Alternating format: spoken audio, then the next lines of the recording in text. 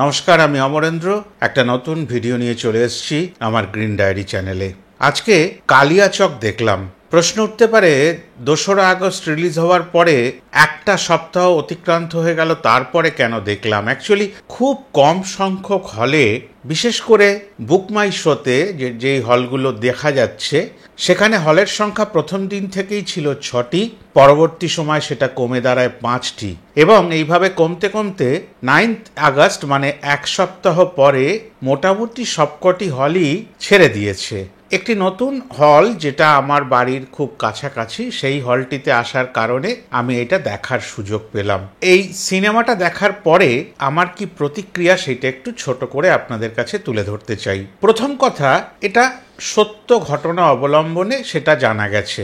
সত্য ঘটনার সঙ্গে কিছুটা রংচং মিশিয়ে তবেই পরিবেশন করতে হয়, না হলে সিনেমার যৌক্তিকতা আসে না। কেননা সিনেমা বানাবার কতগুলো ম্যাটেরিয়াল দরকার হয়, সেই ম্যাটেরিয়ালগুলো নিশ্চয়ই করে কিছুটা পরিবর্তিত হয়, কেননা সবটা দেখানো যায় না। তবে শুরু থেকে যেটা দেখা গেছে, রনেস মেনটেন হয়েছে। সেটা হোক ভাষা, সেটা হোক পোশাক পরিচ্ছদ, সেটা হোক অত্যাধিক রক্তস্রোত, সমস্ত কিছু বিষয়ে রনেস রয়েছে। তবে সিনেমাটা আরো ভালো করা যেত, আর এটা খুব কাঁচা মাত্রার কাজ হয়েছে।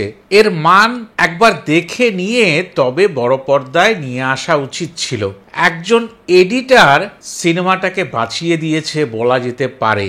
এটা ভালো হলে অনেকের পক্ষে ভালো হতো, যে ঘটনাটা কি ঘটেছিল সেটার পরিষ্কার একটা ছবি উঠে আসতো সমাজের কাছে। সাধারণ মানুষ খবরের কাগজ থেকে আর ওই নিউজ চ্যানেলগুলো থেকে ছোট ছোট করে খবর আমরা জানতে পারি যে কোনো বিষয়। পাশাপাশি সোশ্যাল মিডিয়া থাকে, কিন্তু এই ক্ষেত্রে 2019 সালে ঘটে যাওয়া যে ঘটনা, সেই ঘটনাগুলো আমাদের কাছে অনেকটা পুরাতন হয়েছে। 2024 সাল, প্রায় 5 বছর পর যখন ছবিটি আমাদের কাছে তুলে ধরা হচ্ছে, তখন আরেকটু বিবেচক হওয়া উচিত ছিল। যে চরিত্রগুলো রয়েছে, ম্যাক্সিমাম চরিত্রকেই আগে দাঁড় করানো হয়নি। মানে আগে চরিত্রগুলোকে না কাঠামোগতভাবে দাঁড় করাতে হয়। মানে পরিষ্কারভাবে যদি বলা যায়, টেকনিক্যাল টার্ম, স্ক্রিন প্লে বড্ড সাদামাটার থেকেও বলা যায় খুব দুর্বল।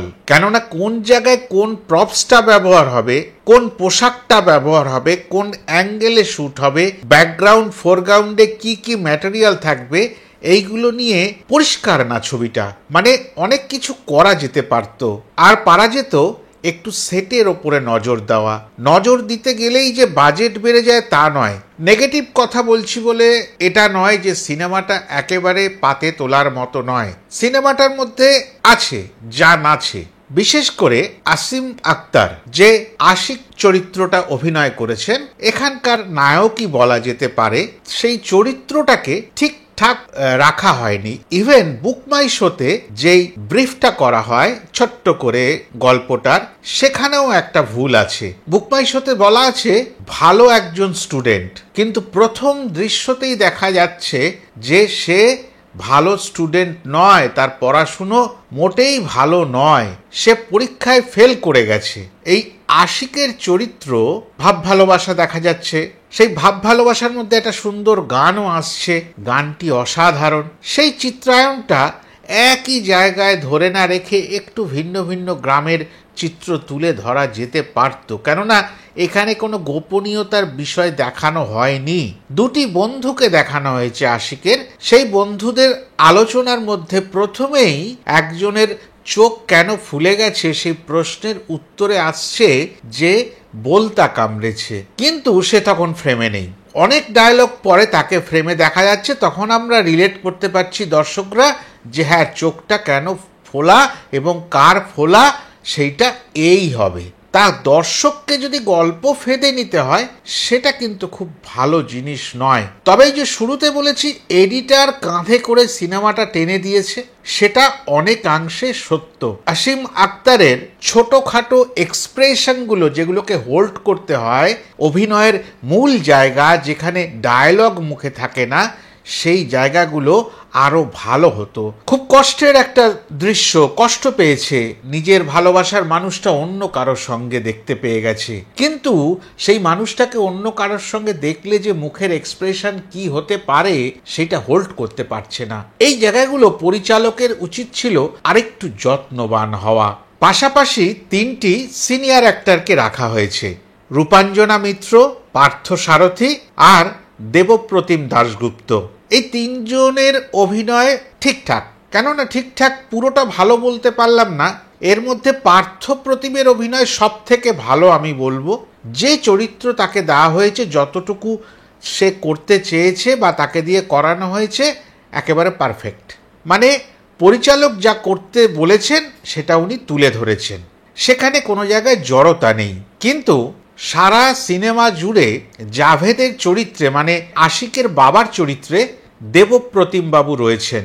আমরা তার অভিনয় এর আগে ছোট পর্দায় দেখেছি, কিন্তু বেশ কিছু জায়গায় তার অভিনয়ের মধ্যে খামতি ধরা পড়ে গেল।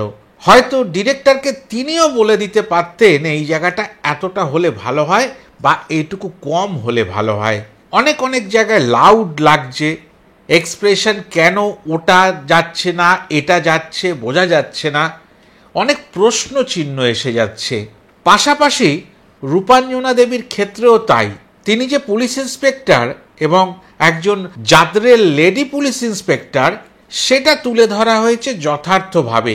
সে কারোর সঙ্গে ফোনালাপ বা কাছাকাছি কারোর সঙ্গে বার্তালাপ বা ইন্টারোগেশন বা কোনো আসামির সঙ্গে যে কথোপকথনের জায়গায় ঝাঁজ, সবটা ঠিক আছে, কিন্তু কোনো কোনো জায়গায় মনে হচ্ছে লাউড, এবং লাউডনেসটা অনেক সময় চোখে খটকাচ্ছে। এই টেবিল চাপড়ানো, এটা ধরা, ওটার দিকে তাকানো, এই টোটাল ব্যাপারটা মনে হচ্ছে বড় সাইকো।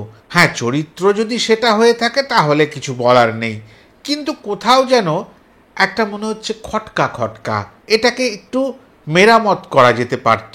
হ্যাঁ, বাজেট একটা প্রশ্ন এই ধরনের সিনেমায়, এবং বারবার এই প্রচেষ্টাকে সাধুবাদ জানাতেই হবে। একেবারে পরিচালক থেকে শুরু করে অভিনেতা, অভিনেত্রী, কলাকুশলীরা কেউই আশা করেননি প্রথম দিনেই সারা জাগিয়ে দেবে। যখন সিঙ্গল স্ক্রিন এবং মাল্টিপ্লেক্সে একেবারে সমান্তরালভাবেই সারা জাগালো, তার মানে মানুষের মধ্যে সুপ্ত বাসনা ছিল এই সিনেমাটা দেখার এবং এই সিনেমাটার পাশে দাঁড়ানোর। এটা কিন্তু বাংলা সিনেমার জন্য একটা ভালো ইঙ্গিত। কালিয়াচক চ্যাপ্টার 1 মানে প্রশ্নর উত্তর একটাই, যে চ্যাপ্টার 2 আসবে। চ্যাপ্টার 2 যে আসবে সেটা সিনেমার শেষে বুঝিয়েও দেওয়া হয়েছে। যদি চ্যাপ্টার 2র শ্যুট, স্ক্রিন প্লে এখনও সেইভাবে শুরু না করা হয়ে থাকে, তাহলে প্রত্যেকটি জিনিস যাতে খুব যত্ন করে শুরু করা হয়, সাজানো হয়, অভিনয়ের ওপরে জোর দেওয়া হয়, সেটা একটু দেখে নেওয়া বিশেষ দরকার। কেন আগামী দিনে এই ধরনের ছোট ছোট প্রয়াসই বড় আকার ধারণ করবে বলে আমার আশা, এবং এটা বাংলা সিনেমার ভবিষ্যতের জন্য খুব প্রয়োজন। কেননা শুধু গুটি কয়েক নামকরা নায়ক নায়িকা মিলেই, তাদেরকে নিয়েই যে সিনেমা ইন্ডাস্ট্রি এগিয়ে চলবে তা কিন্তু নয়। এটা কিন্তু একটা নতুন দিশা দেখাচ্ছে। আশিক যে ছেলেটি, এই ছেলেটিকে কিন্তু নতুন করে তৈরি করার দরকার আছে ইন্ডাস্ট্রিতে ভালো কাজে ব্যবহার করার জন্য। এটা আবারও বলছি, আমার ব্যক্তিগত মতামত। প্রত্যেককে বলবো, যারা এখনও সিনেমাটি দেখেননি, যেখান থেকে আপনাদের কাছাকাছি হলগুলোতে যদি দেখেন যে এই কালিয়াচক সিনেমাটি চলছে, তবে নিশ্চয়ই করে দেখুন। এই ধরনের সিনেমার পাশে দাঁড়ানোর বিশেষ দরকার আছে। এতটাই বলবো, সবাই ভালো থাকবেন। এখন তাহলে আসি, নমস্কার।